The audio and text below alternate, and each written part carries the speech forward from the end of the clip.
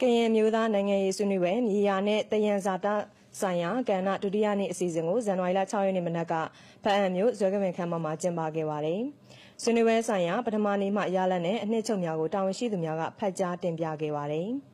။အဲဒီနောက်မှာတော့ကရင်အမျိုးသားအစည်းအရုံး KNU ပရိုစောမန်မန်ကမြေယာမူဝါဒစာကြမ်းမူကြမ်းအားဖတ်ကြားခဲ့ပါတယ်။အဲဒီနောက်မှာတော့နိုင်ငံရေးဆွေးနွေးပွဲထဲမှာတက်ရောက်လာတဲ့ကိုယ်စားလှယ်အသီးသီးကမြေယာမူဝါဒစာတမ်းနဲ့ပတ်သက်ပြီးအပြန်အလှန်ဆွေးနွေးသုံးသပ်အကြံပြုချက်များတင်ပြခြင်းတဘာဝတယံဇာတစီမံခန့်ခွဲမှုဆိုင်ရာများအားဆွေးနွေးခြင်းဆွေးနွေးတင်ပြချက်များပေါ်အားနည်းချက်အားသာချက်များအားအပြန်အလှန်ဆွေးနွေးခြင်းတို့ဆောင်ရွက်ခဲ့ပါတယ်။ဒီသတင်းကိုတော့ဖန်သတင်းဌာနဝင်းမှပေးပို့တာဖြစ်ပါတယ်ရှင်။